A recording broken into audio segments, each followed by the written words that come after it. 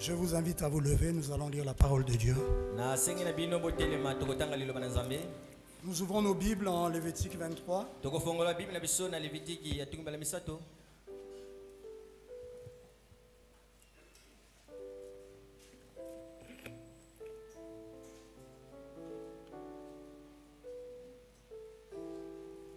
Lévitique chapitre 23.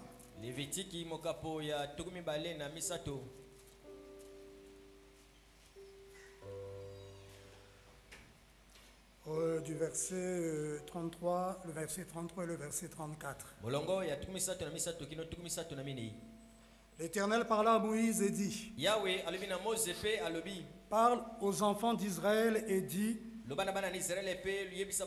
15e jour de ce 7e mois, ce sera la fête des tabernacles en l'honneur de l'Éternel. Pendant 7 jours. Nous lisons le verset 39 et 40. Le 15e jour du 7e mois, quand vous récolterez les produits du pays, vous célébrerez donc une fête à l'Éternel pendant 7 jours. Le premier jour sera un jour de repos et le 8e jour sera un jour de repos. Vous prendrez le premier jour du fruit des beaux arbres, des branches, du fruit des beaux arbres, des branches de palmiers, des rameaux d'arbres touffus et des saules de rivière.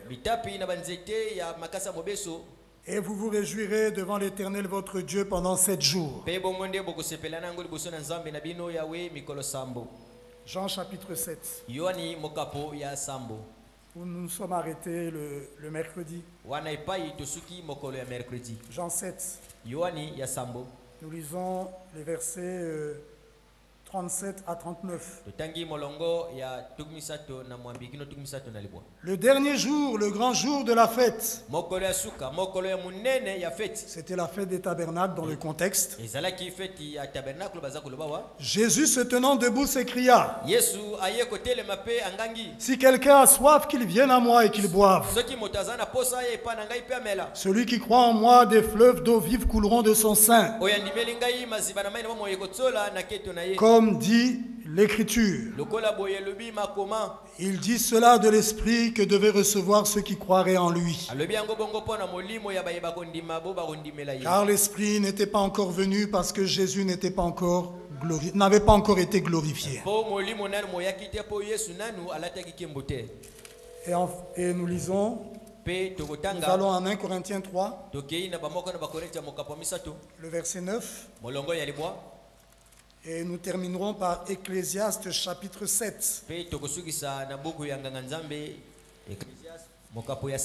Ecclésiaste chapitre 7, le verset 8. Chapitre 7, le verset 8.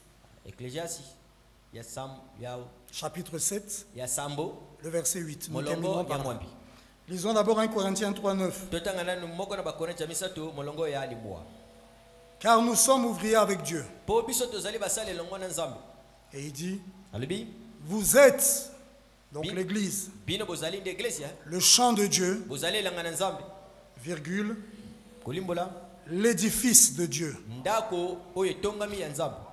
Et enfin, Ecclésiaste, comme je l'ai dit, chapitre 7, verset 8. Mieux vaut la fin d'une chose que son commencement. Je répète, je relis. Mieux vaut la fin d'une chose que son commencement. Oh Père, oh Papa, nous sommes une fois de plus ici dans ta maison, ayant répondu à ton appel, sachant que nous sommes nécessiteux, nous avons besoin de toi. Et sans toi, nous ne sommes absolument rien et nous ne pouvons rien. Oh Père, ne nous laisse pas repartir d'ici les mêmes. Parle-nous, Seigneur. Tes paroles sont esprit et vie. Elles ont la puissance de délivrance. Elles ont la puissance de transformation. Elles ont la puissance de la guérison. Elles ont la puissance de nous accorder tout ce dont nous avons le besoin. Parle-nous, Seigneur. Et nos cœurs diront Amen à ta parole. Alors que nous nous attendons à toi. Bénis la réunion de ce soir. Sois avec notre pasteur là-bas au loin. Bénis son repos. Bénis tous les offices. Conduis-nous, Seigneur. Au nom du Seigneur Jésus-Christ. Amen. Je vous invite à vous rasseoir. Alors nous sommes dans la poursuite de notre sujet. Un petit résumé aussi que je n'ai pas fini le mercredi. Pour vous rafraîchir un peu la mémoire sur ce que nous avons déjà eu à voir en décembre là-bas. Non, étant donné qu'il y a le temps est beaucoup passé, décembre, janvier, février. On est en mars. Je crois qu'on est déjà en mars. Oui. Et étant donné qu'il y a beaucoup de choses qui ont été vues après notre sujet, donc il était important de rafraîchir un peu notre mémoire avant d'entrer en plein dans dans la suite de notre sujet. Et le mercredi, lorsque nous avons fait notre résumé de notre enseignement, nous sommes arrêtés à Jean chapitre 7, où nous avons vu notre Seigneur Jésus-Christ allant à la fête des tabernacles, la dernière grande fête des Juifs. Rappelez-vous, Dieu avait donné cette fête à Israël. La première, c'est la fête de Pâques, qui montre le commencement du plan de la rédemption. Comment Christ, notre Pâques, allait être immolé, verser son sang et allait ressusciter. Et la dernière fête, cette qui signifie la fin, l'achèvement. Dieu nous montrait la fin du plan de la rédemption. Et la fin, l'achèvement du plan de la rédemption. Et que Dieu aurait des tabernacles dans lesquels il allait vivre lui-même. Maintenant, nous avons essayé de montrer qu'il avait demandé à Moïse de lui bâtir un tabernacle. Et que ce tabernacle-là parlait de Jésus-Christ, qui est le véritable tabernacle de Dieu. Et nous avions montré qu'il avait accompli les exigences et les caractéristiques du tabernacle de Moïse. Il était composé de 3 sphères, 3 compartiments: l'âme, l'esprit et le corps. Il était homme, comme le tabernacle de Moïse devait être fait de bois d'acacia. Et le bois représente l'humanité. Et Jésus était et il est homme, à 100% homme et à 100% Dieu. Et le tabernacle de Moïse devait être couvert d'une couverture de peau de brebis. Et ça parlait de notre Seigneur Jésus-Christ, qui est l'agneau de Dieu qui ôte le péché du monde. C'est ainsi que le Saint-Esprit, voyant que Jésus accomplissait tout ce qui était dit dans l'Ancien Testament du tabernacle que Dieu voulait avoir, alors le Saint-Esprit est descendu en lui. Il était le tabernacle de Dieu, le tabernacle vivant du Dieu vivant. Ce n'était pas un tabernacle mort comme dans l'Ancien Testament, parce que dans l'Ancien Testament c'était un tabernacle fait de bois, et le bois ne vit pas. Il était fait de peau, couverture de peau d'agneau. Et pour avoir une couverture, une peau d'agneau, il faut tuer l'agneau. Donc le tabernacle là n'était pas vivant. Mais Dieu vit dans un peuple vivant. Et Jésus, le tabernacle de Dieu, était le tabernacle vivant du Dieu vivant. Et nous avions montré que malgré le fait que Jésus avait accompli le type de l'Ancien Testament au sujet du tabernacle de Moïse, mais la 7e fête des Juifs n'avait pas trouvé son accomplissement dans ce qui s'était passé en Jésus. Parce que la 7e fête des Juifs était appelée la fête des tabernacles. Pas la fête du tabernacle. Or, quand Jésus a reçu le Saint-Esprit, il était le tabernacle et il était seul. Donc ce n'était pas l'accomplissement du type de la 7e fête. Mais Jésus était venu ouvrir la voie, le chemin, afin que Dieu ait plusieurs tabernacles. Et c'est pourquoi il s'est rendu au jour de la fête des tabernacles. Il s'est rendu là-bas à la fête parce qu'elle était célébrée chaque année. Et le 7e jour, le grand jour de la fête, le Seigneur s'est tenu devant le peuple. Ce peuple juif qui était venu adorer Dieu à la fête des tabernacles selon les rituels de la loi de Moïse.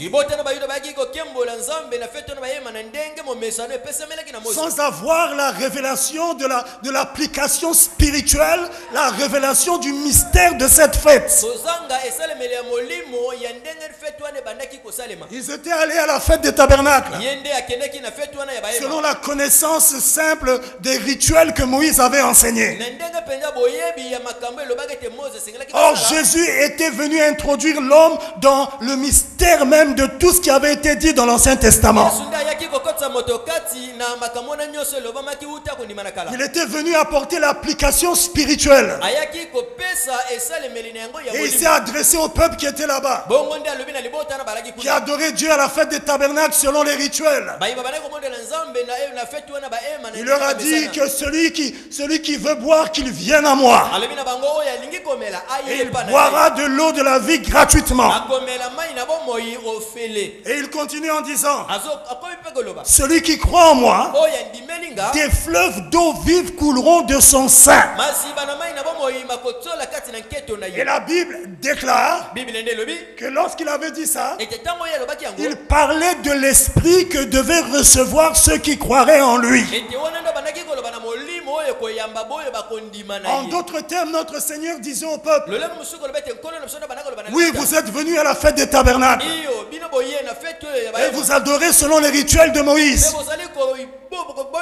Mais vous ne comprenez pas que le véritable tabernacle que Dieu veut avoir, c'est vous-même. Alors que celui qui croit en moi, qu'il vienne, et il recevra le Saint-Esprit, il deviendra le tabernacle de Dieu. Voilà ce qu'il leur montrait. Et malheureusement, ils ne l'ont pas accepté. Mais c'est ce dessein que Dieu avait et qu'il avait montré lorsqu'il avait donné les fêtes à Israël, et qu'il leur avait donné comme dernière fête la fête des tabernacles. Dieu montrait qu'il voulait avoir à la fin, à l'achèvement du plan de la rédemption, plusieurs tabernacles. Donc Jésus, le tabernacle de Dieu, était venu pour se reproduire, pour donner des tabernacles semblables à lui, mais en plus grand nombre. Parce que la fête des tabernacles, c'est la fête de plusieurs tabernacles. Dieu voulait avoir des tabernacles. Le tabernacle que Dieu avait dit à Moïse de lui bâtir, en réalité ce n'était pas ça le véritable tabernacle, mais ce n'était qu'un tabernacle temporel. La preuve, Dieu avait quitté ce tabernacle et il était entré dans le temple que Salomon lui avait bâti. Mais même le temple de Salomon, c'était un temple temporel. La preuve, Dieu avait quitté ça. Et il était entré en Jésus. Le tabernacle est le temple de Dieu. Le temple vivant. Le temple ambulant. Mais le but de Dieu n'était pas seulement de venir en Jésus sur la terre. Parce que si c'était arrêté qu'à ça, toi et moi, nous serions toujours perdus. Or, le plan de la rédemption consistait à racheter la semence d'Adam qui était tombée, à ramener l'homme tel qu'il était au commencement avant la chute. Et avant la chute, Adam était un tabernacle de Dieu. Il était le tabernacle du Saint-Esprit sur la terre. Et lorsqu'il a désobéi à Dieu, le Saint-Esprit l'a quitté et Dieu devait travailler afin de renvoyer le Saint-Esprit dans le cœur de l'homme. Dieu voulait avoir des tabernacles, mais pas comme le tabernacle de Moïse, ni le temple que Salomon avait bâti. Parce que toutes ces choses étaient faites de main d'homme. Or, Dieu n'habite pas dans ce qui est fait de main d'homme. Le ciel est mon trône et la terre est mon marchepied. Quelle maison me bâtirez-vous? Non, Dieu n'agrée pas en fait ce que l'homme fait. Mais il voulait se bâtir son propre tabernacle à lui. Et le tabernacle qu'il voulait avoir, c'était des corps humains dans lesquels il voulait venir habiter. Écoutez, frère Branham, dans la stature d'un homme parfait, prêché le 14 octobre 62, frère Branham déclare au paragraphe 54, c'est quoi un tabernacle? Et il répond, c'est quoi un tabernacle maintenant? Il dit, c'est un corps. Un corps. Dieu tabernaclant dans un corps. Voilà le tabernacle qu'il voulait avoir. Et quand Jésus est venu dans le monde, il devait être le tabernacle de Dieu, qui devait ouvrir la voie afin de produire d'autres tabernacles. Et la Bible déclare en Hébreux chapitre 10 verset 5 que quand Christ devait venir dans le monde, il est écrit, Hébreux 10 verset 5, c'est pourquoi Christ entrant dans le monde dit, tu n'as voulu ni sacrifice, ni offrande, j'ajoute ni temple, ni tabernacle, mais tu m'as formé un corps. Le corps de Jésus, c'était le tabernacle du Dieu vivant.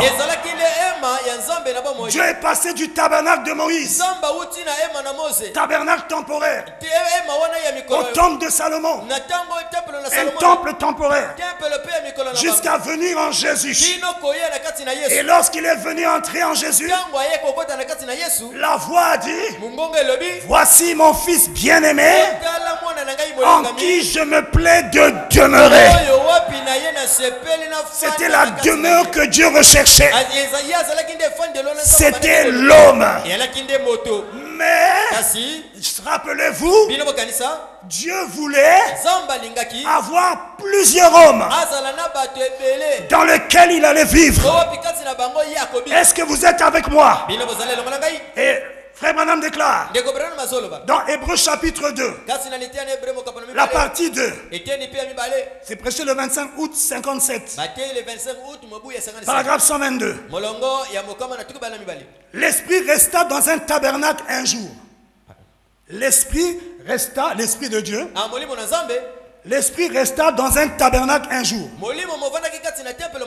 Et vous savez cela, sous une tente. Et Salomon lui bâtit une maison. Mais le Très-Haut n'habite pas dans des maisons faites de main d'homme. Mais tu m'as formé un corps. Dieu voulait le corps. Et au travers du corps de Jésus, il devait produire plusieurs autres corps. Écoutez, Hébreux chapitre 5 et 6, partie 1, du dimanche 8 septembre 57, paragraphe 91. Maintenant, mais Dieu s'est alors formé dans un autre type de tabernacle. Et qui était ce tabernacle? Jésus. Et Dieu était à l'intérieur de Jésus. Et il était caché. Mais il était en train de réconcilier le monde avec lui-même par ses expressions. Christ révéla Dieu. Il dit, ce n'est pas moi qui fais les œuvres, c'est mon Père qui demeure en moi. En d'autres termes, je suis un tabernacle, une maison dans laquelle Dieu habite. Et c'est lui qui travaille par moi. Je ne fais rien de moi-même. Je ne fais que ce que je vois faire au Père. Le Père en moi me montre ses visions. Et alors je vais simplement faire ce que le Père m'a dit de faire. Frère Branham dit, le saisissez-vous? Dieu était à l'intérieur d'un corps humain. Pas derrière des peaux de chèvre teintes comme dans le tabernacle. Mais il y était en train de vivre, de se mouvoir en Jésus. Dieu avait des mains. Dieu avait des pieds. Dieu avait une langue. Dieu avait des yeux. Et c'était Christ. C'est bien lui. Le tabernacle de Moïse n'avait pas de mains, n'avait pas de pieds.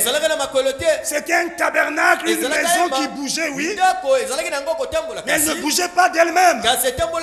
On devait la déplacer, on devait la démonter, la remonter. Mais Dieu ne visait pas ce tabernacle.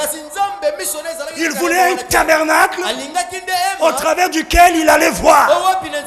Un tabernacle qui avait des yeux, des oreilles, une langue, une bouche, des pieds, des mains. Et ce tabernacle, c'était l'homme. Et il a eu en Jésus, il a eu ce tabernacle. Mais ce n'était pas ça le plan de Dieu seulement. Hébreux chapitre 5 et 6, première partie. Frère Branham déclare au paragraphe 92. Maintenant, il est parti. Il parle de Jésus, le tabernacle de Dieu, crucifié, mort, ressuscité, enseveli, ressuscité, enlevé. Il est parti. Mais et l'esprit devait revenir. Maintenant, frère Branham dit, et l'esprit est entré afin que par sa mort, il puisse parfaire l'église et amener l'église à la soumission. Et alors le même esprit qui était en Christ est dans l'église, faisant les mêmes choses que Christ fit. Encore un peu de temps et le monde ne me verra plus, mais vous me verrez, car je serai avec vous et même en vous. Donc vous serez mes tabernacles jusqu'à la fin du monde. Et le jour de la Pentecôte, on a vu le Saint-Esprit descendre, la plénitude de la divinité qui était en Jésus. Et quand Jésus, le corps est resté, cette boule de feu est redescendue. Et elle est entrée dans la chambre haute. Et elle s'est subdivisée. Et chacun des 120 qui étaient là a reçu une portion de cette colonne de feu. Dieu avait maintenant des tabernacles. Des tabernacles du Saint-Esprit. Frère Branham déclare, ce bâtiment, cette église n'est pas un tabernacle du Saint-Esprit. Aucune église n'est un tabernacle du Saint-Esprit. Mais ce sont les individus qui sont un tabernacle dans lequel le Saint-Esprit entre. Le tabernacle que Dieu veut avoir, c'est toi. Toi, l'individu. Nous sommes ici un groupe. Mais Dieu ne traite pas avec nous en tant que groupe. Il traite avec chacun de nous individuellement. Avec Israël, il va sauver Israël en tant que nation. Mais avec l'Église, c'est individuellement. Et il veut entrer en toi.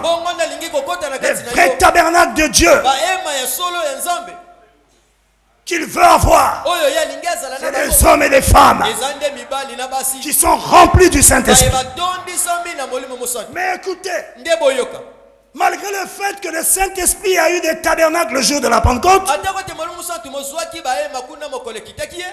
mais le jour de la Pentecôte n'était pas toujours l'accomplissement de la 7e fête juive d'Israël. Vous allez dire, mais prédicateur, comment? Il était parlé de la fête des tabernacles. Et le jour de la Pentecôte, Dieu a eu des tabernacles. Oui, c'est la vérité. Mais la parole ne nous dit pas que le jour de la Pentecôte, que le premier âge a adoré sous la fête des tabernacles. Mais le prophète déclare que c'est le 7e âge qui adore sous la fête des tabernacles. Rappelez-vous, il dit ça dans la demeure future. Donc les tabernacles qu'il a eu le jour de la Pentecôte et au travers des âges, c'était des tabernacles, oui, mais ce n'était pas encore le but de Dieu. Le dessein de Dieu devait s'accomplir pleinement au 7e âge. Parce que c'est le 7e âge qui vit sous l'influence de la fête des tabernacles. Et c'est dans notre âge que Dieu aura des tabernacles selon son cœur.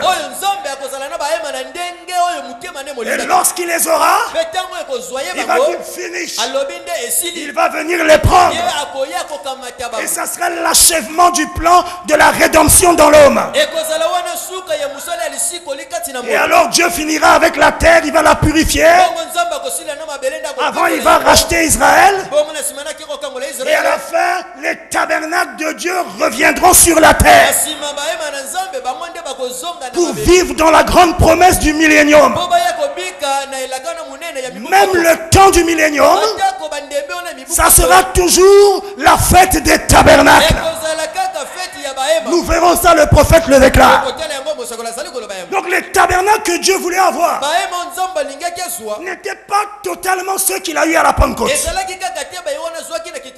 Alors quel genre de tabernacle Dieu voulait avoir? Le genre de tabernacle qu'il voulait avoir nous est dévoilé au travers d'un autre nom que portait la 7e fête, la fête des tabernacles. La fête des tabernacles avait 2 noms. Et le nom révèle la nature. Quand Dieu donne un nom, ce n'est pas n'importe au hasard. Dieu sait ce qu'il dit. Dieu sait ce qu'il fait. Quand il donne un nom, ce nom-là pèse. Il y a un mystère dans ce nom-là.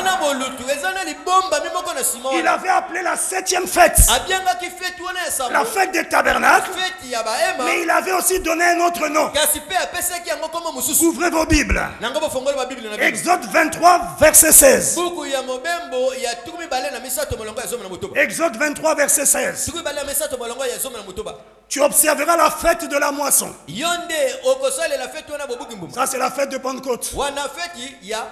La fête de la moisson, les prémices de ton travail. De ce que tu auras semé dans les champs. Ça, c'est la Pentecôte. Donc, tu observeras cette fête-là. Et la fête de la récolte. À la fin de l'année, quand tu recueilleras des champs le fruit de ton travail. La fête de la récolte, c'était la fête des tabernacles. La fête des tabernacles portait un autre nom. La fête de la récolte. Pourquoi? Pour comprendre, lisons les instructions que Dieu avait données pour la fête des tabernacles. Lévitique 23. Et nous allons comprendre pourquoi c'est la fête de la récolte. Lévitique 23, verset 39. Le 15e jour du 7e mois. Écoutez. Quand vous récolterez les produits du pays, vous célébrerez donc une fête à l'Éternel. Pendant 7 jours. Ainsi de suite. Verset 40. Vous prendrez le premier jour du fruit des beaux arbres. Et les branches de palmier, et ainsi de suite. Et vous vous réjouirez devant l'Éternel votre Dieu. Est-ce que vous comprenez? Maintenant le verset 42. Il dit, vous demeurerez pendant 7 jours sous des tentes.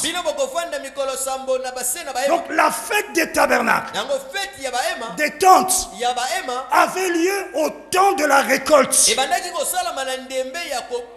C'était pendant la période de la récolte. C'est pourquoi elle était aussi appelée la fête de la récolte. Et Dieu avait ordonné que pendant cette fête, vous devez prendre les fruits des beaux arbres, donc récolter, et vous réjouir devant l'Éternel. Oh, c'est merveilleux.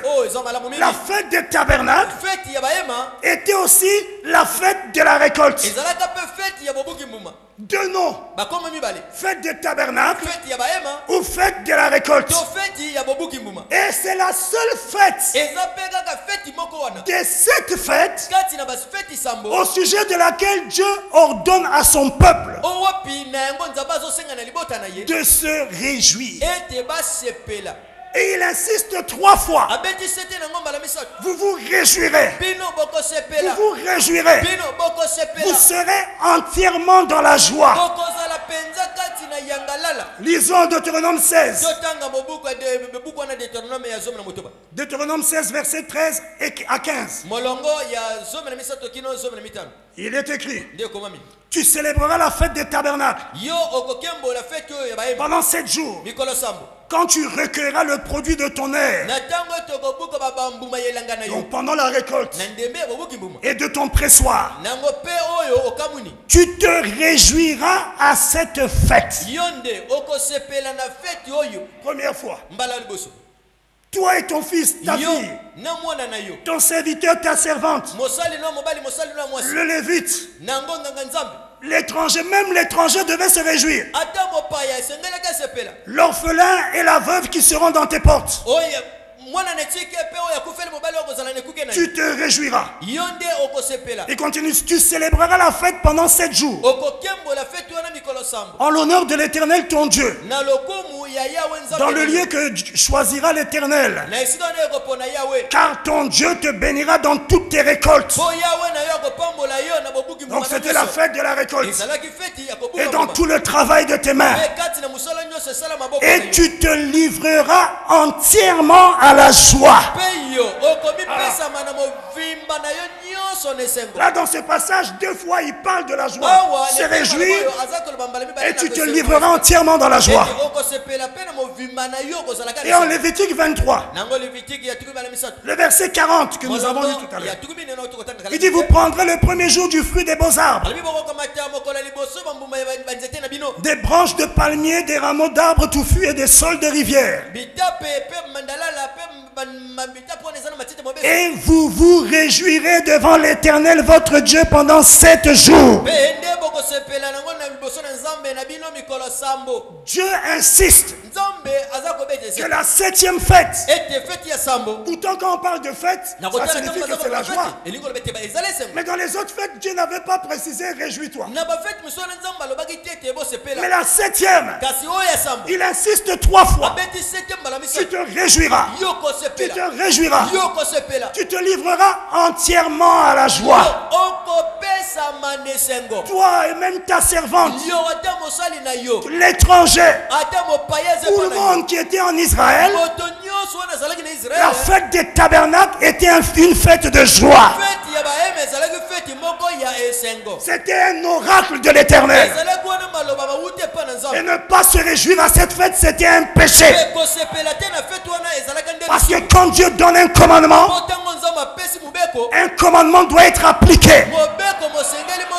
Il avait dit réjouis-toi. Et si toi tu étais triste, alors tu avais péché. Est-ce que tu peux dire amen? Et rappelez-vous, le 7e âge adore sous la fête des tabernacles.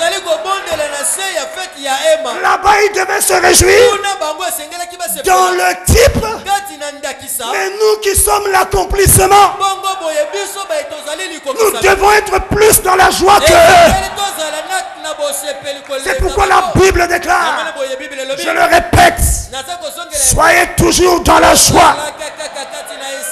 La joie de l'Éternel sera votre force.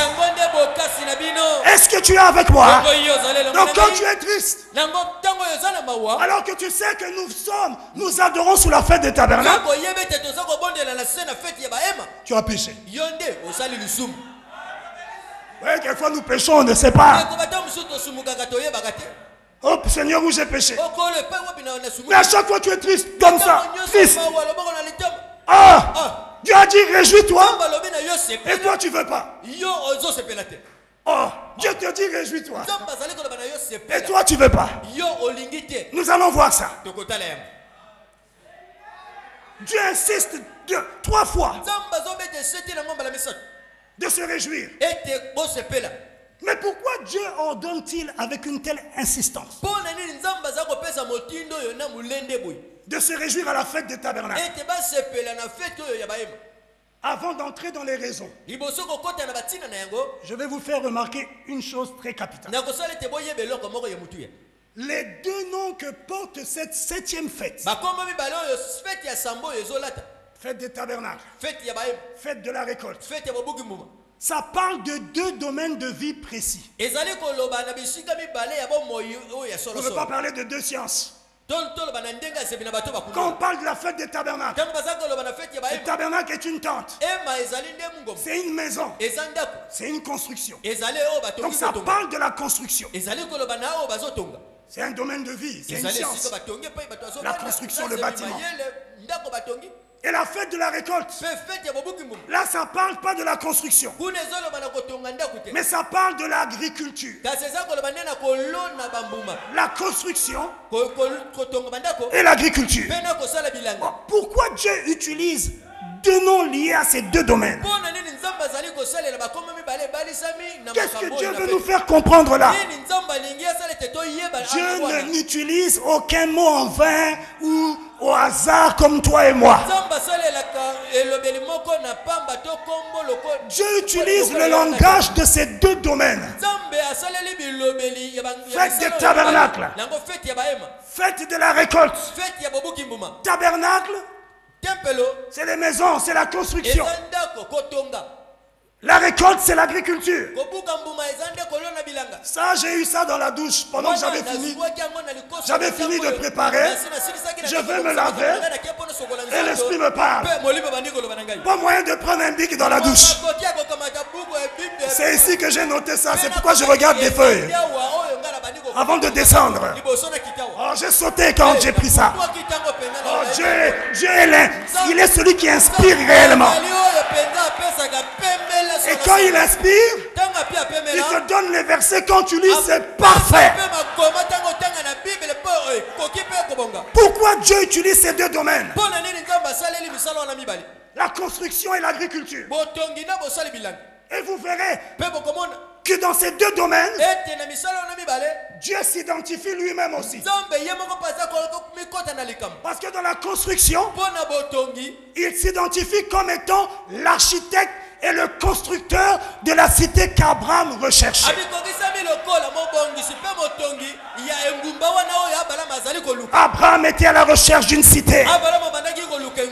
Une cité permanente. Donc Dieu est l'architecte et le constructeur. Notre Dieu, il est celui qui fait le plan. Et il est aussi celui qui construit. L'architecte et le constructeur. Ça, c'est dans le bâtiment. Est-ce que tu es avec moi? Et maintenant, dans l'agriculture, il s'identifie aussi lui-même. Il est le semeur. Est-ce que Dieu est le semeur? Frère Branham déclare que Dieu est le grand semeur. Le Fils de l'homme est le semeur. Est-ce que tu es avec moi? Et dans ces deux grands domaines, Dieu ne s'identifie pas seulement lui-même, mais il nous identifie dedans aussi. 1 Corinthiens 3 verset 9 que nous avons lu déclare: vous êtes le champ de Dieu. Le champ, c'est l'agriculture, non? Et il nous identifie là-dedans. Lui, il est le semeur. Et nous, nous sommes quoi?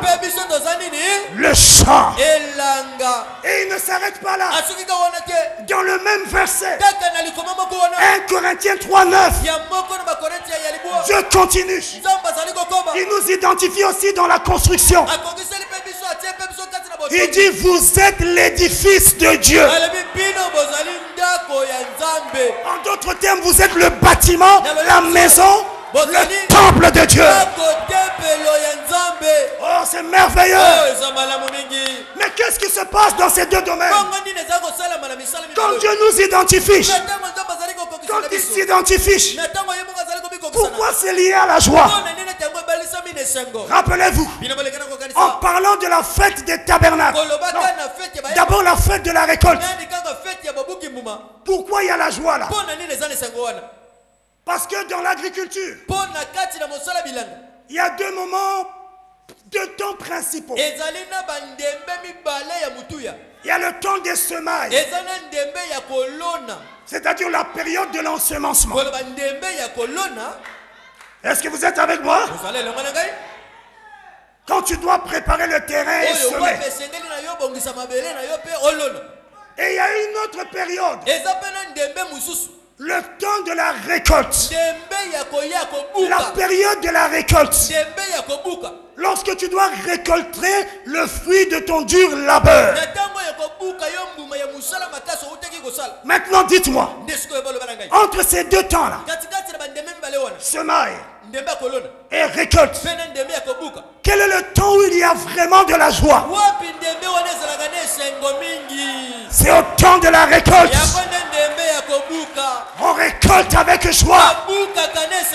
Pendant que quand on sème, ah, c'est difficile. C'est des sacrifices. C'est dur.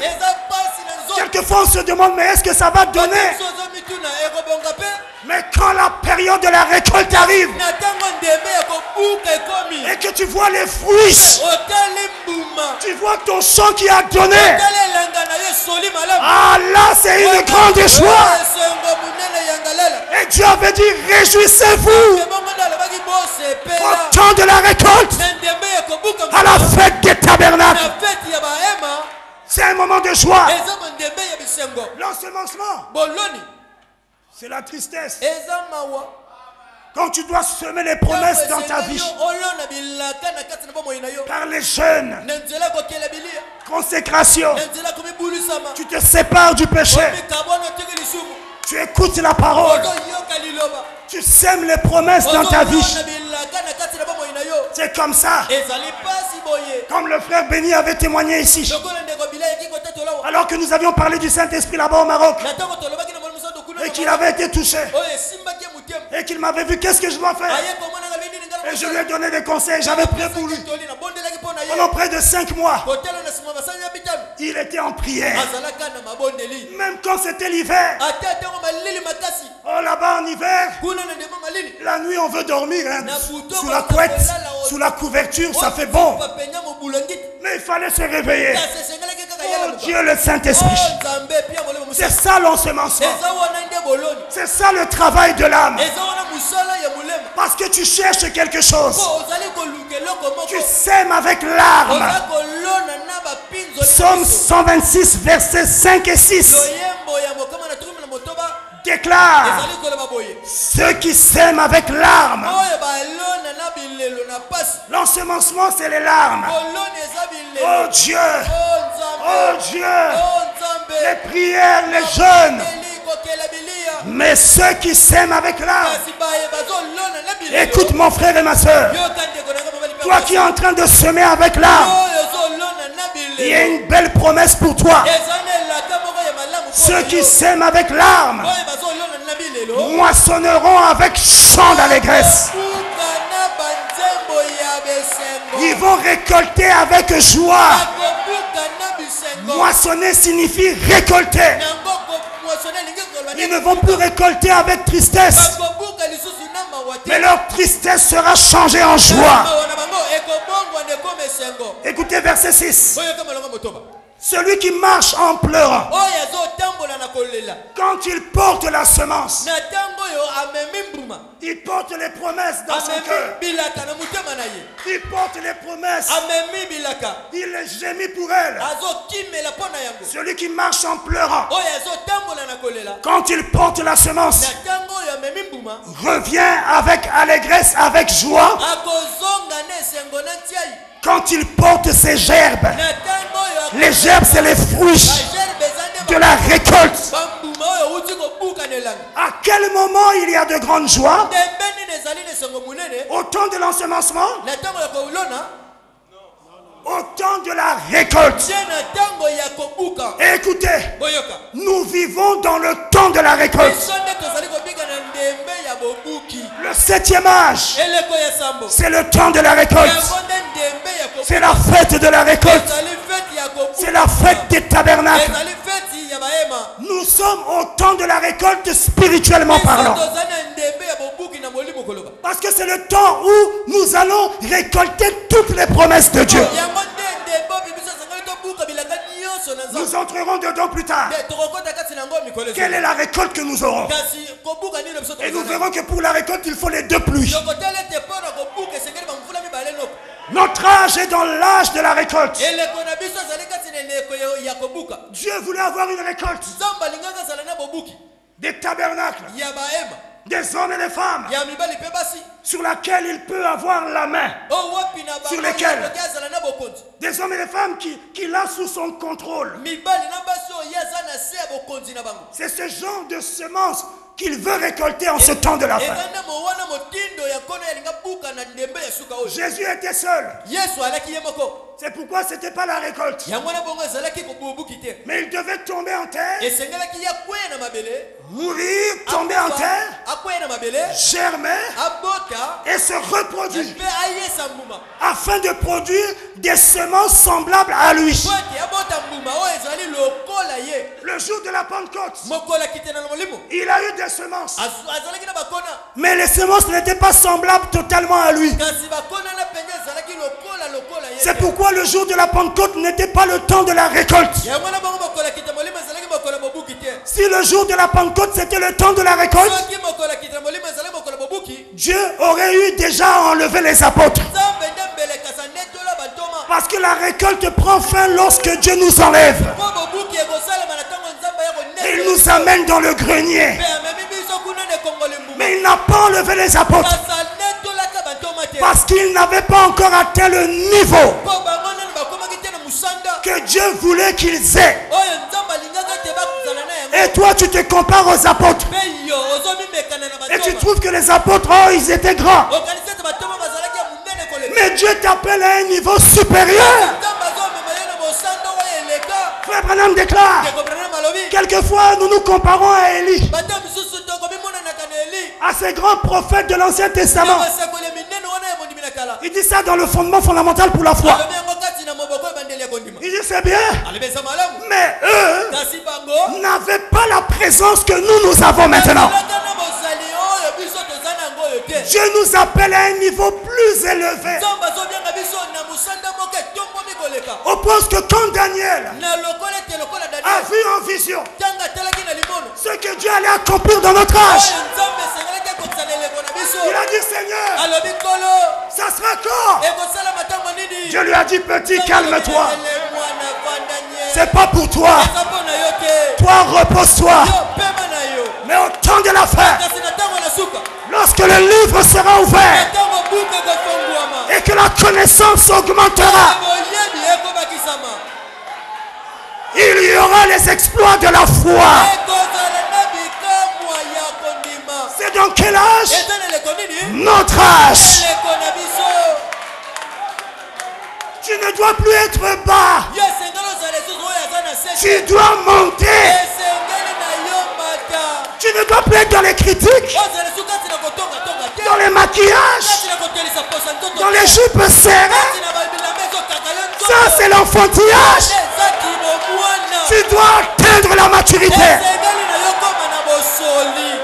Dieu n'avait pas enlevé la première église au jour de la Pentecôte. Parce que pour qu'il y ait la récolte, il faut la maturité.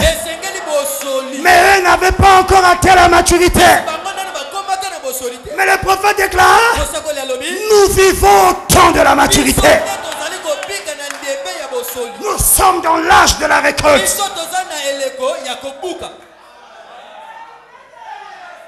Jésus est un homme sur qui Dieu, avec toute sa main, mais il était seul. Mais quand il y a une récolte, la semence qu'on sème se multiplie. Et se reproduit et se multiplie. C'est l'âge dans lequel nous sommes. Où Dieu doit avoir la main sur des hommes. Pas un seul, mais des hommes. Le contrôle de leur vie. La prééminence. L'homme et Dieu devenant un. Dieu voulant voir par tes yeux. Toucher par tes mains. Dieu et l'homme devenant un. Dieu sous la forme de l'épouse. Frère, c'est glorieux ça. Mais c'est ça le mystère de l'âge. C'est ça le temps de la récolte. Écoutez frère Branham, dans une robe d'occasion, c'est prêché le 25 novembre 1956. Paragraphe 21. Écoutez, Dieu n'a jamais manqué de témoins sur la terre. Dieu a toujours eu quelque part, à un endroit quelconque, une personne sur laquelle il peut mettre la main. Et qui tient lieu de témoin. Ainsi, s'il a fait cela là depuis la Genèse, le commencement, assurément que quelque part, maintenant, Dieu a un homme sur qui il peut mettre la main.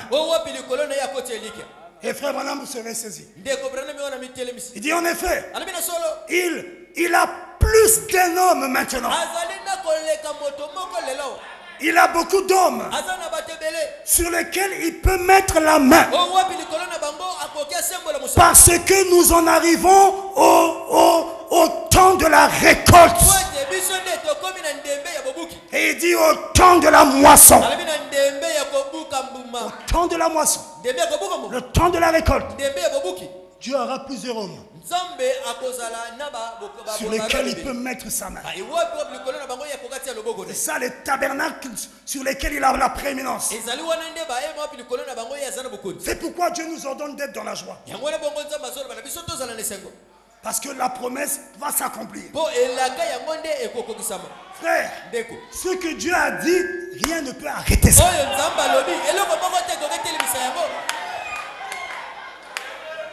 Aucune parole de Dieu ne tombera. C'est pourquoi toi qui as cru le message sincèrement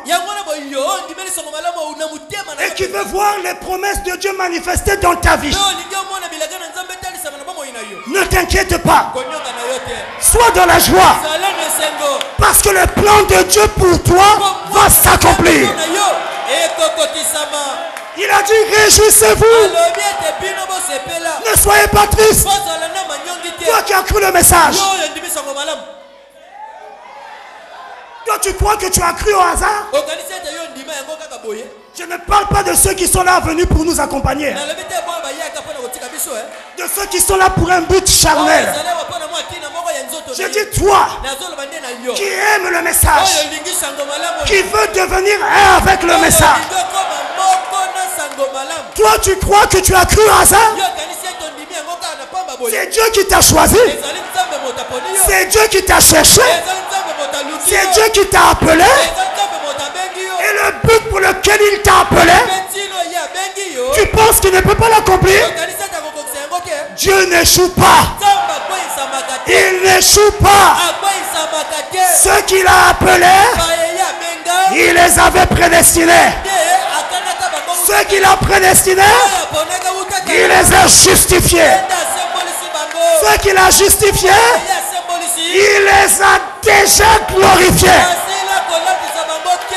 Ce que je serai, je le suis déjà dans la pensée de Dieu et dans la foi.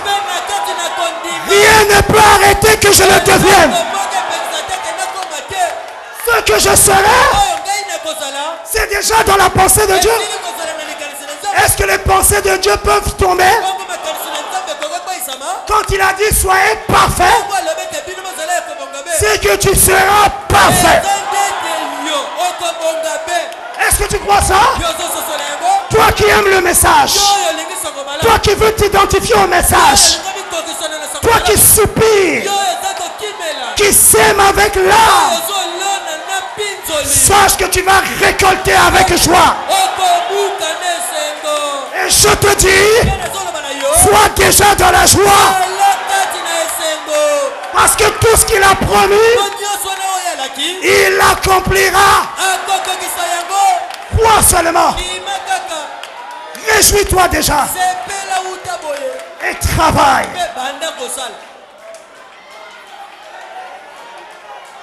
C'est pas pour rien qu'il a dit réjouissez-vous.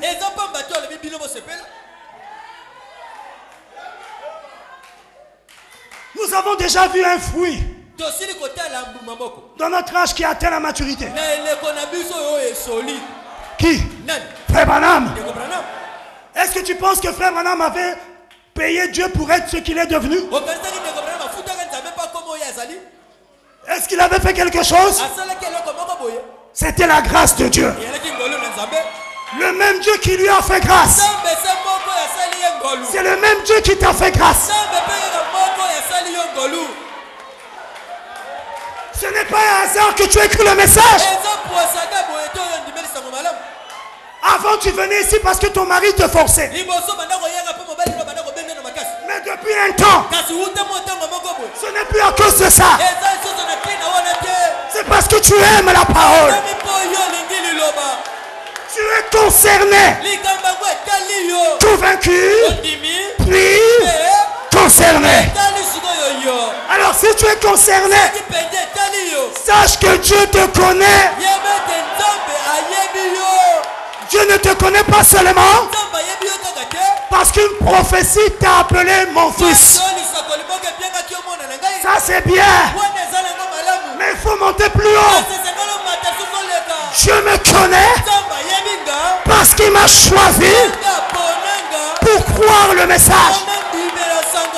Même s'il n'y a pas une prophétie qui m'appelle fils, ce n'est pas mon problème. Je sais que je suis un fils de Dieu. Je suis une fille de Dieu.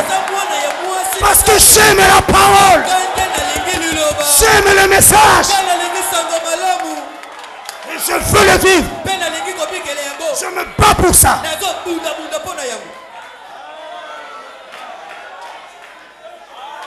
Comment?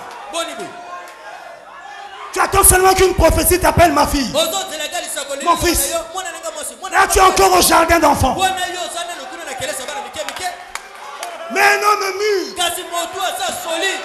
même s'il n'y a pas de prophétie, mais la plus grande prophétie, c'est la parole, c'est le message. Lorsque je lis le message, mon cœur dit Amen. Je me vois là, je me reconnais et je dis ça c'est moi. C'est le temps de t'identifier avec la parole. Les prophéties c'est bien, mais elles cesseront, elles failliront. Même si une prophétie me dit tu es charmant, tu n'es pas de Dieu, tu es du diable, tu es une semence de serpent, je vais rire devant la personne qui prophétise. Parce que je sais qui je suis. Ce n'est pas à cause de mes efforts. Ce n'est pas par mes œuvres. Mais c'est par sa grâce. Je ne suis pas devenu un fils. Même dans le monde, j'étais déjà un fils de Dieu. Oh, j'ai envie de sauter. Lorsque tu crois ça et que tu es convaincu, c'est un hypercute que tu donnes au diable. Hypercute à Satan. Comment ça? C'est pourquoi tu n'arrives pas à vaincre. Aujourd'hui tu crois que tu es fils. Demain oh. Non, donc moi je ne suis pas fils. Après-demain, oh oui. Et le surlendemain, quand tu as failli, non, on dirait que moi je suis du diable. Et dès qu'il y a une prophétie, Dieu dans sa grâce pour t'aider, et il t'appelle mon fils, dans la joie. C'est bien. Mais que cette joie-là demeure. Est-ce que tu es avec moi? La joie-là doit demeurer parce que nous sommes au temps de la récolte. Et le match a déjà été remporté. L'heure est venue où les fils et les filles de Dieu vont récolter les promesses. Que Satan le veuille ou pas, ce n'est pas notre problème. Dieu a dit, c'est le temps de la récolte. Ne t'inquiète pas.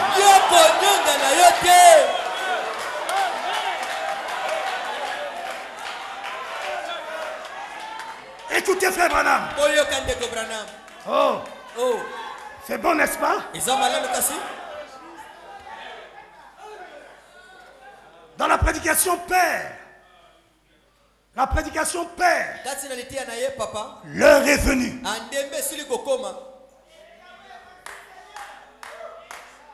Prêché le 2 octobre 56. Il dit au paragraphe 49. Maintenant, et vous savez comment l'histoire s'est terminée? Qu'était-ce? Des années s'étaient écoulées. Mais l'heure était venue pour que cette parole de Dieu s'accomplisse. Et l'heure aussi est venue pour que les promesses de Dieu, la parole de Dieu s'accomplissent dans ta vie. Et écoutez le prophète. Tant que les saisons se succèdent, Tant qu'il y a les saisons qui se succèdent, ne vous inquiétez pas. La récolte sera là. Et il ajuste, c'est juste. Il a dit, sois triste. Il dit, ne vous inquiétez pas. La récolte sera là. Où? Dans ta vie. Tu vas récolter la parole. Et la récolte des promesses, c'est la parole faite chair en toi. Nous verrons ça. Est-ce que vous comprenez? Le type de l'agriculture, fête de la récolte.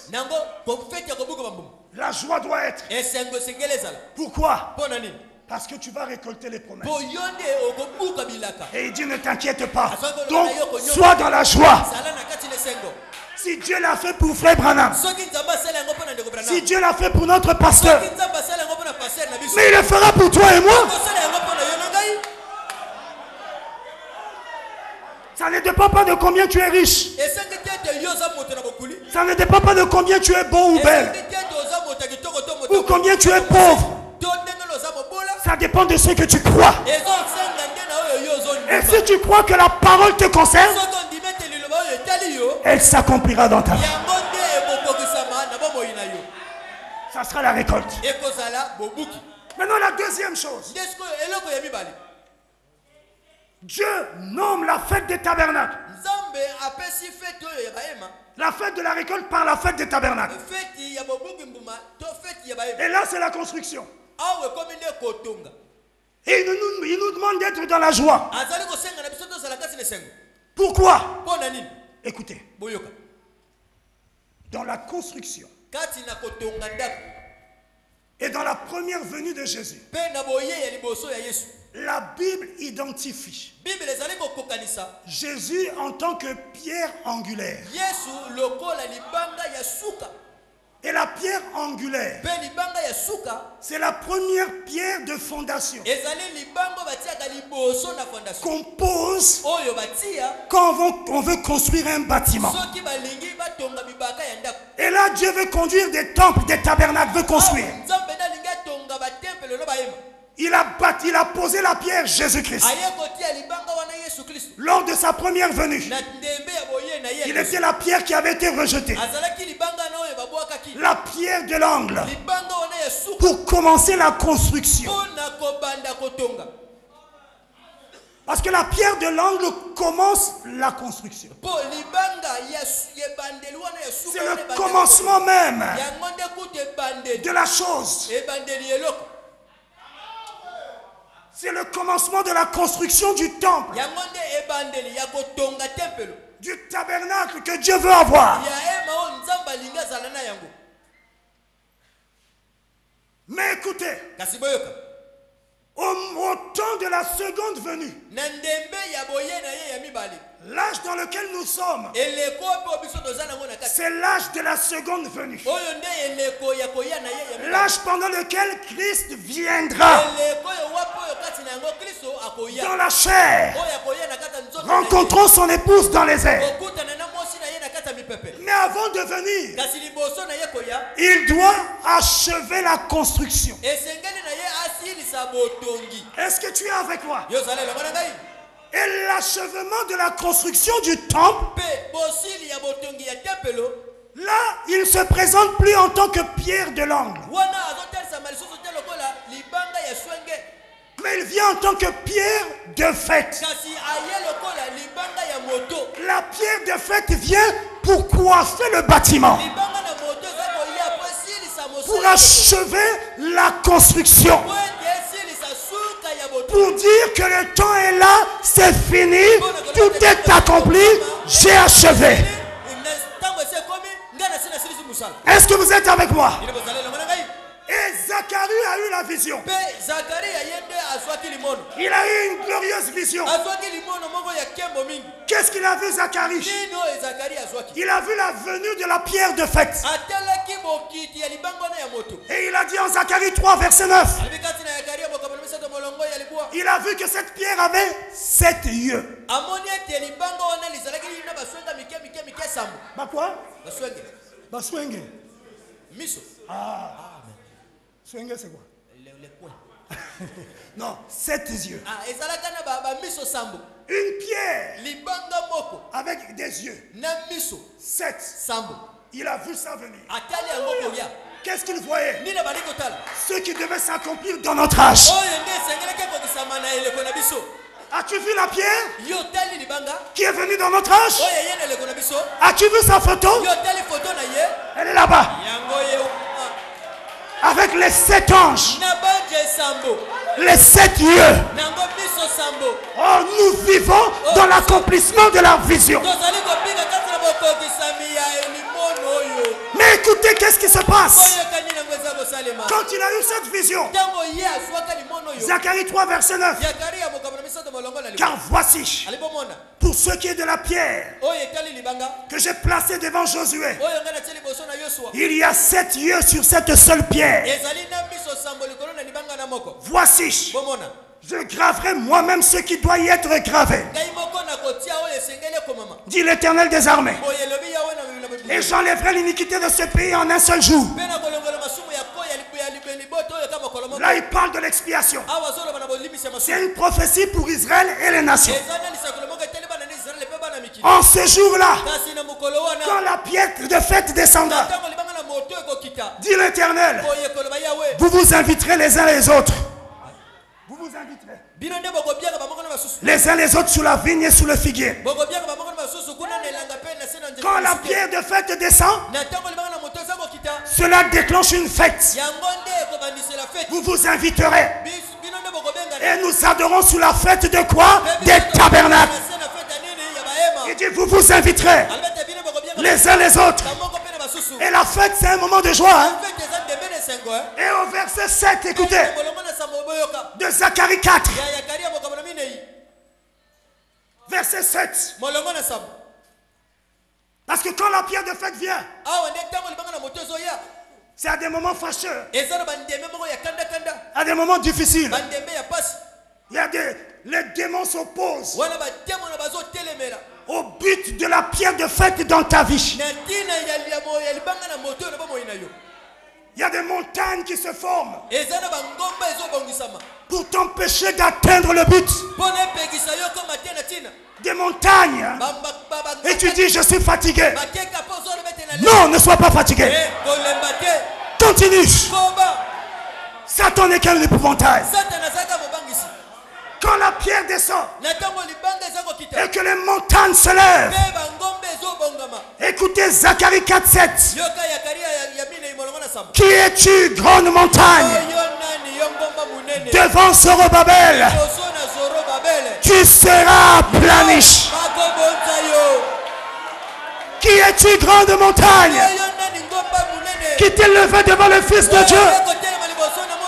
Tu seras planiche. Qui es-tu, toi, démon, qui veut empêcher au Fils de Dieu de s'unir à la pierre de fête? Tu seras planiche. Tu seras rasé. Qui es-tu, esprit de famille?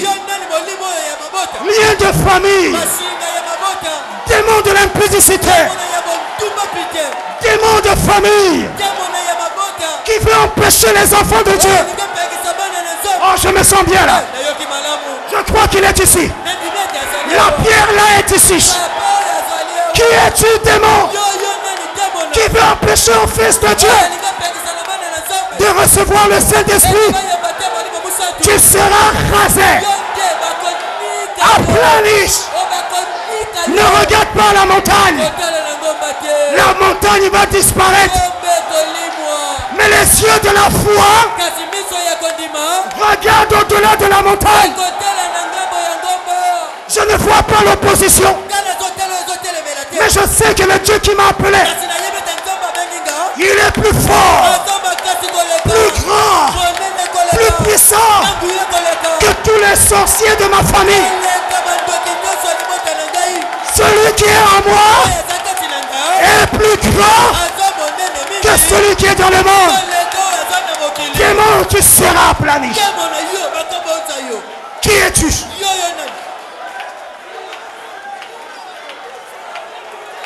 Dieu t'a choisi.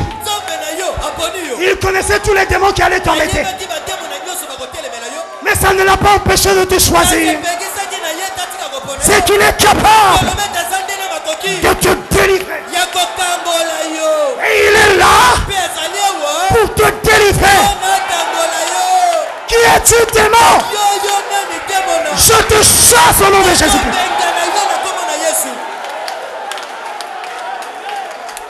Comment ça?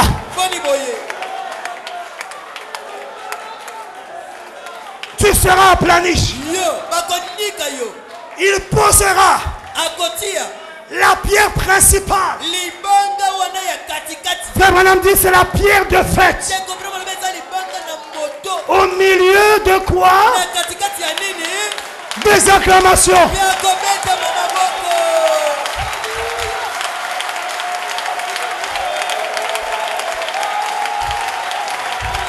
Est-ce qu'on acclame là où il y a la tristesse? Est-ce que là où il y a la tristesse on acclame? On acclame là où il y a la joie. J'acclame ma délivrance. Oh, je me sens bien. Reçois ta délivrance. Reçois le Saint-Esprit. J'acclame. Même si je suis lié. Même si j'ai des combats. Même si j'ai des combats. Mais j'acclame. Je suis dans la joie. Parce que mon Rédempteur est là.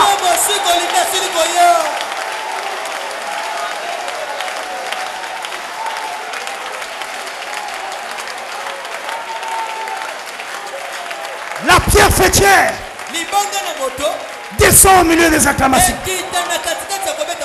Si on acclame, c'est que c'est la joie.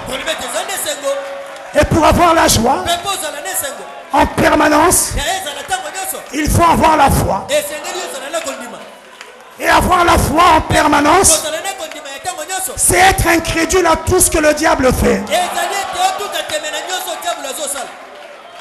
Il te dit tu es tombé.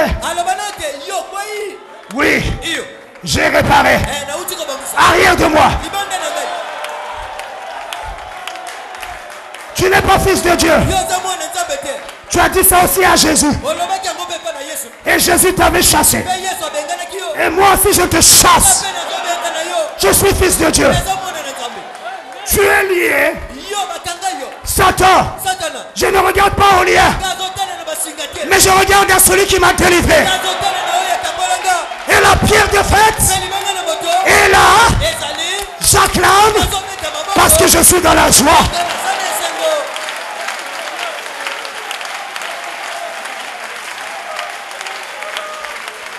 La pierre de fête vient pour achever la construction. Pour coiffer les tabernacles. C'est pourquoi Dieu a dit soyez dans la joie. Parce que dans la construction, la joie c'est pas quand on commence à faire le fondement. Non. Au contraire, tu vois déjà l'argent que tu dépenses. Beaucoup d'argent pour la fondation. C'est pas vraiment là la joie. Mais quand la maison est finie, achevée, et que tu regardes, et que tu entres là, oh, quelle joie! Quelle joie! Enfin, ma maison est finie. Enfin, l'œuvre est achevée. La grande joie, c'est à la récolte et c'est à l'achèvement de la maison. C'est pourquoi il a dit, dans cette fête des tabernacles, dans cette fête de la récolte, réjouissez-vous. Soyez dans la joie. Livrez-vous entièrement à la joie. Tu n'as pas à t'inquiéter. Tu devais être toujours dans la joie. La joie de l'Éternel, c'est notre force. Satan veut te voir comme ça, découragé. Mais si tu as la foi, tu ne vas pas te décourager. Et si le découragement entre, il y a quelque chose qui va te relever. Et pendant que je parle, il y en a qui étaient découragés. Reçois la force aujourd'hui. Sors de là avec la force. Ne sois plus triste. Obéis à la parole. Sois consacré. L'œuvre qu'il a commencé en toi, il l'achèvera. Parole de l'Éternel. Ainsi dit le Seigneur. C'est la parole de Dieu. L'œuvre qu'il a commencé, il l'achèvera.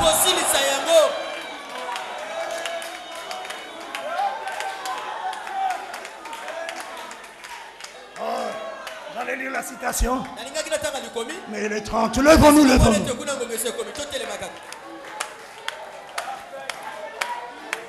Nous sommes dans l'âge de l'achèvement. L'achèvement du plan de la rédemption. Dans cet âge, nous recevons la plénitude. Car le chiffre 7, ça signifie achèvement. Mais aussi plénitude. Et c'est l'âge dans lequel tout le plan de la rédemption s'accomplit. La Pentecôte n'a donné que le gage. Mais dans d'autres âges, nous aurons la plénitude de ce que Dieu a à nous donner. La totalité des promesses. Et rappelez-vous, quand la rédemption est dans sa totalité, quand la rédemption est dans la plénitude, c'est dans la tristesse, c'est dans quoi?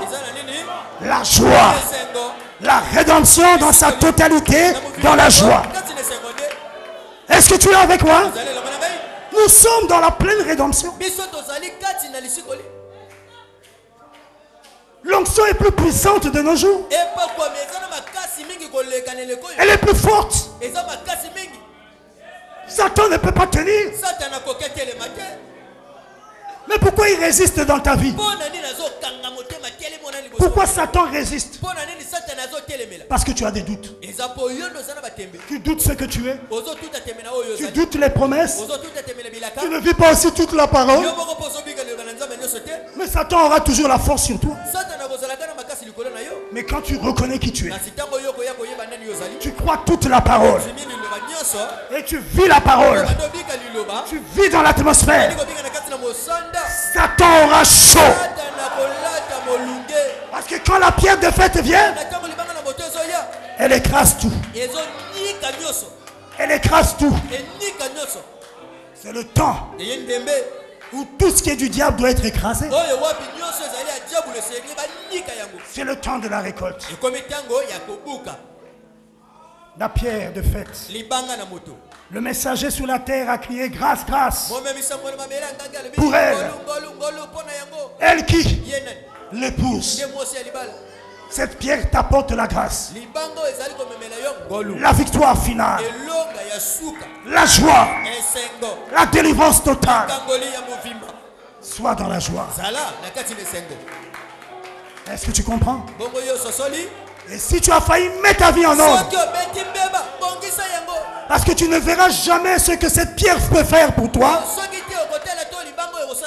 si tu n'es pas dans la parole.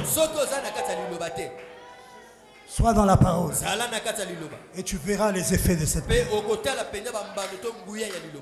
Jésus, Jésus, je t'aime. Jésus, Jésus, je t'aime. Jésus, Jésus, je t'aime. Jésus, Jésus, mon roi. Oh Jésus.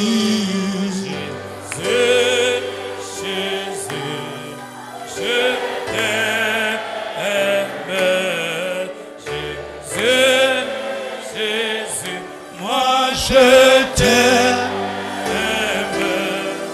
Jésus.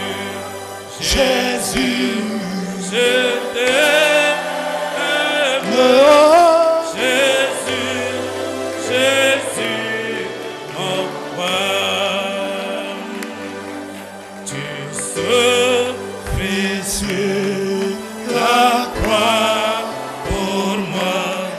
Moi si petit, aimé d'un roi, tu voulais me faire vivre en toi, Jésus, Jésus, mon roi, oh Jésus, Jésus.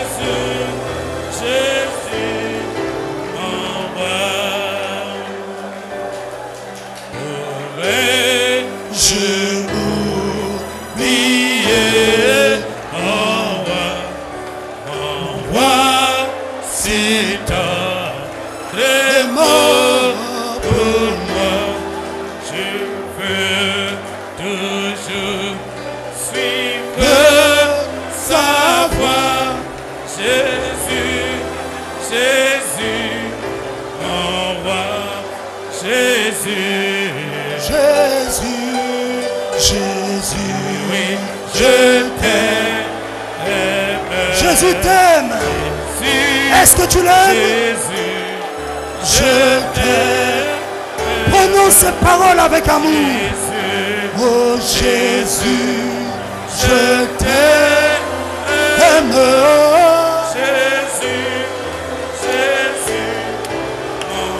Que chacun s'adresse au Seigneur.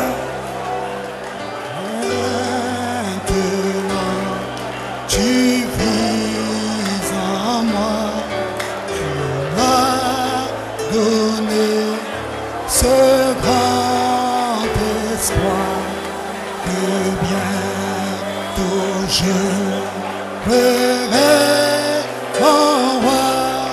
Jésus, Jésus, c'est toi, Jésus, Jésus. Je t'aime, Jésus, Jésus, moi je t'aime,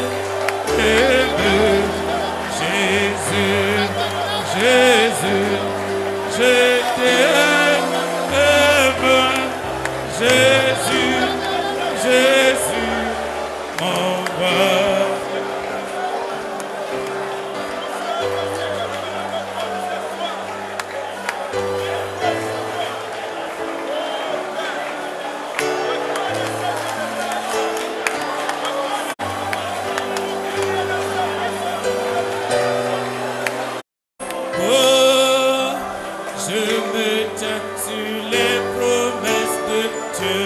Alors que notre diacre Eric Massamba va prier.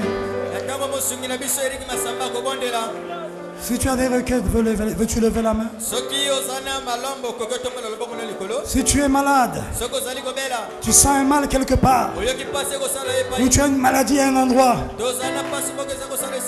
veux-tu toucher la partie malade? Mais si c'est tout ton être, alors mets simplement ta main sur ta tête. Il est écrit, vous imposerez les mains aux malades et ils seront guéris. Et le prophète déclare, à commencer par tes propres démons.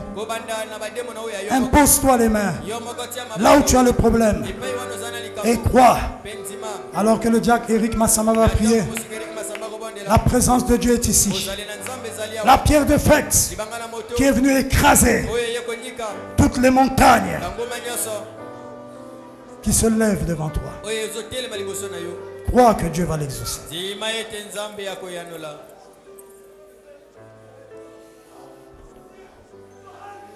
La victoire est dans le sang. Alléluia. Dans le sang de Jésus-Christ, mon sauveur, mon sauveur. La victoire est dans le sang. Alléluia, alléluia. À Jésus la gloire, à lui l'honneur. Oui, Dieu Tout-Puissant, à toi soit l'honneur, la gloire et la puissance. Nous sommes dans la joie ce soir de savoir que le Dieu de la victoire est au milieu de nous. De savoir que le sang de Jésus est descendu. Que le sang de Jésus s'est répandu dans la salle. Ce sang de Jésus, c'est son message que nous venons d'écouter ce soir. Un message de joie. Un message d'expiation. Un message de délivrance. Seigneur, nous te disons merci. Mais à cet instant, Seigneur, en ce mois de mars, où le 7e jour était brisé, personne ne doit sortir d'ici le même. À cause de ta parole, nous sommes maintenant purs.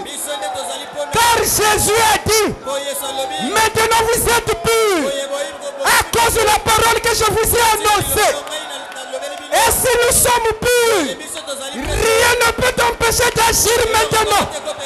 Au nom de Jésus, que les démons quittent les gens. Que les gens soient libres. Soyez délivrés. Au nom de Jésus, qui a besoin du Saint-Esprit. Oh Dieu, tu as dit aussi méchant que vous êtes. Vous savez donner de bonnes choses à vos enfants. À combien plus forte raison votre Père dans les cieux ne donnera-t-il pas le Saint-Esprit à ceux qui crient à lui? Au nom de Jésus, recevez le Saint-Esprit. Soyez remplis, soyez enflammés, soyez bénis, soyez délivrés. Oh Jésus, que ta main puissante, cette colonne de feu, comme au jour de la Pentecôte, laisse qu'il se pose sur chacun maintenant. Qu'il se pose sur chacun maintenant. Que chaque fils de Dieu, que chaque fille de Dieu soit enflammé maintenant. Soit enflammé maintenant. Alléluia. Soyez enflammés. Seigneur, nous avons des dons dans cette église. Que ces dons soient reconsacrés. Que ces dons soient enflammés. Si la joie les avait quittés à cause de la parole qui est sortie de la bouche de ton serviteur, qu'il reçoive la joie. Seigneur, accomplis les promesses en rapport avec cette église que tu as fait à ton serviteur, notre pasteur Grégoire Massoma. Le temps de la faiblesse est fini. Que les enfants de Dieu reçoivent la force. Que les enfants de Dieu reçoivent la vie. Que les ténèbres quittent l'église. Que la lumière s'allume. Au nom de Jésus. Paix au Congo. Paix au Congo. Shalom à nos âmes. Shalom à la pierre de fête. Shalom à la pierre de fête. Bénis notre pasteur. Bénis le pasteur Charmant. Bénis le pasteur Ludovic. Bénis tous les conseils. Le conseil des diacres. Le conseil des administrateurs. Tous les offices. Chaque fils et fille de Dieu. Que chacun rentre en paix. Que l'ange de l'Éternel accompagne chacun chez lui. Ayez des rêves spirituels. Ayez la visitation. Au nom de Jésus. Shalom.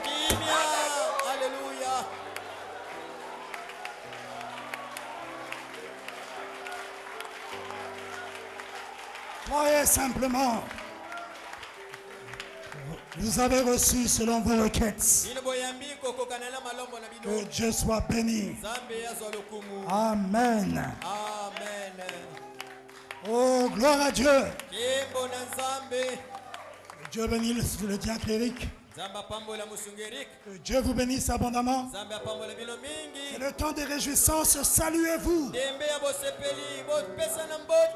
Saluez-vous, soyez dans la joie. Ne vous saluez pas étant triste. C'est la fête des tabernacles. C'est la fête de la récolte. Soyez dans la joie. Et rentrez à la maison avec cette joie. Que Dieu soit béni.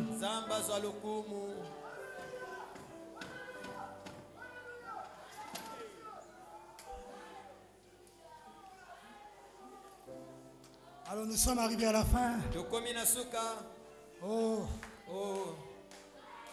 Que la sœur Bouya Emilia me rencontre dans mon bureau. Le frère Kindu Arnaud. Le frère